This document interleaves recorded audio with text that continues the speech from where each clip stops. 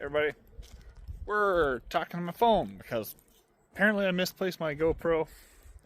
I have filmed 2 or 3 different videos, but when I edited them and I watched them back, I personally didn't find them like entertaining at all, to the point where I almost wanted to just click off of it. So I didn't end up posting them.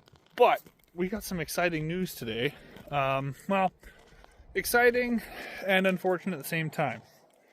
So last week was driving the old 350, or 250 I should say, and we jackknifed a trailer around the back of the truck. So didn't quite write the box off, but we did put a pretty substantial dent in the side of it. Now, fortunately, I have friends and with wreckers and stuff, so we started looking around for a box. But I think we found something a little better. So here's the old rig, which you all know. Something looks a little different back here. So, yeah. So, what we have here is a flatbed. Now, ideally, flatbed isn't really my thing, but sled decks these days are even used like, there's so much money. You're thousands and thousands of dollars. And my friend had this that he had just pulled off another truck of his. He was putting a bigger flatbed on that's a little wider. And I asked him how much, and he wanted $350 for this. So basic math.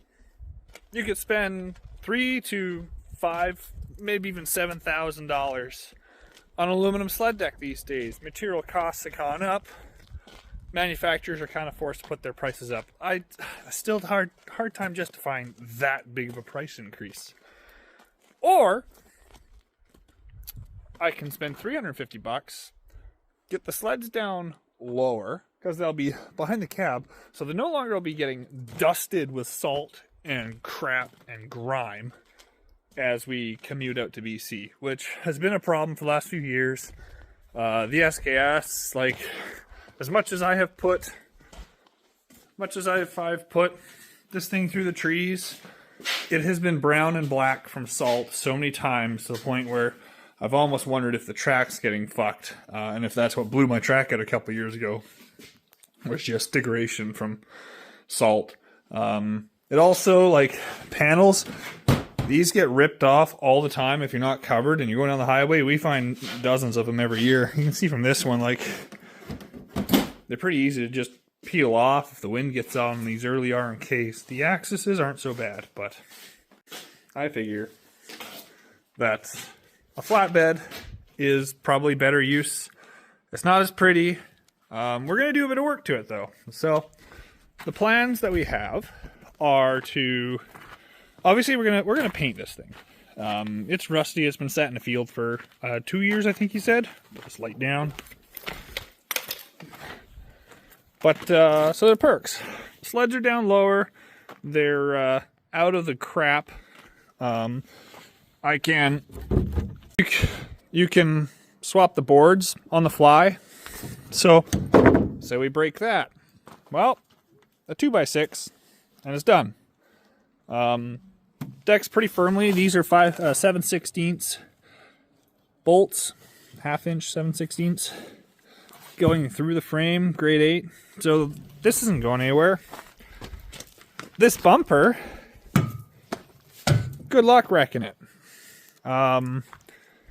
It is very firmly bolted on with 5 bolts per side of the same high strength bolts. So we're going to sand her down, or start the wire wheeling today and start painting it. Well, priming and then paint. Some of the other plans will include, in this box, I've got a whole pile of these C-channels. These are cut off from one of the workplaces I go to and deliver. And we're going to take these and we're going to weld them to the side like this. So it will make the box 2 inches wider, but that's not outside of our maximum width. 2 inches, it will stick out a bit from the truck, but it's a manageable amount. Because what this is going to do is we'll weld these on here, and then we're going to build a frame for the sides so that I have a slot-in removable box sides. But also, we can put extensions in so that we can slot them into here and bring the deck out to the max legal width, which is 8'6". This is only about 6 or 7 feet wide at the moment. So, should be pretty good. But with that, we're going to get started.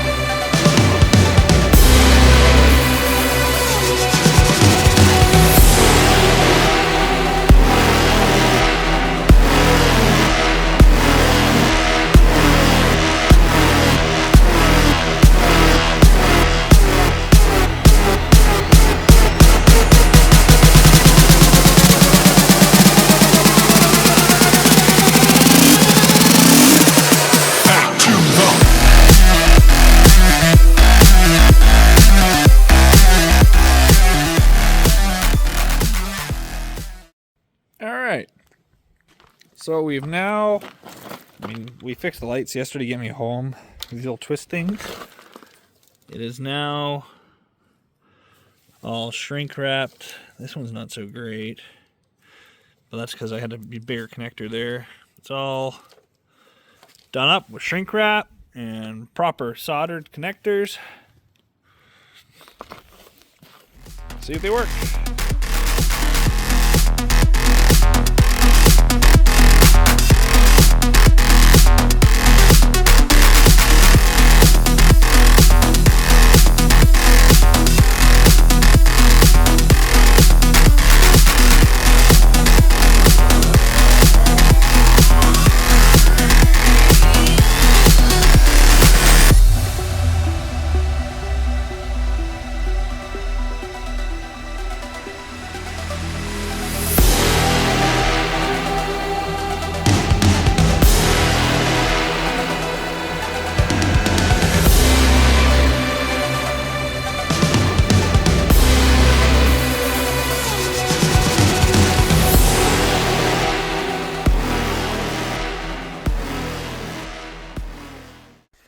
Well, we're in it for about 2 hours now.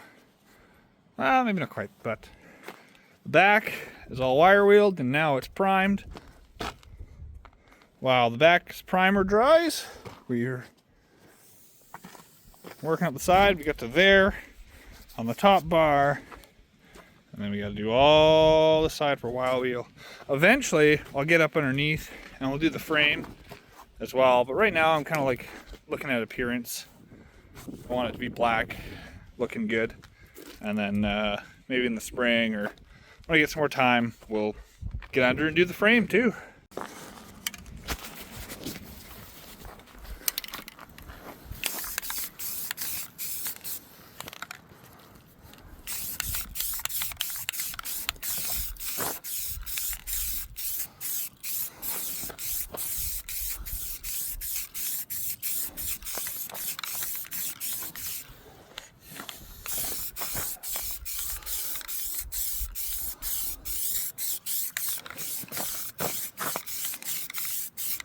All right, well, the back has got its first coat of black paint. There was a debate to see, I don't know if I wanted to color match or whatever, but I don't mind the dual tone look of black and the tan. So it got primered. This side's now got its primer. And while we wait for that to dry, the task of pulling off all the rest from this side. So this is what it looked like to start with. That's the middle, and then this is what it looks like. Well, we get one more coat of paint, so almost done.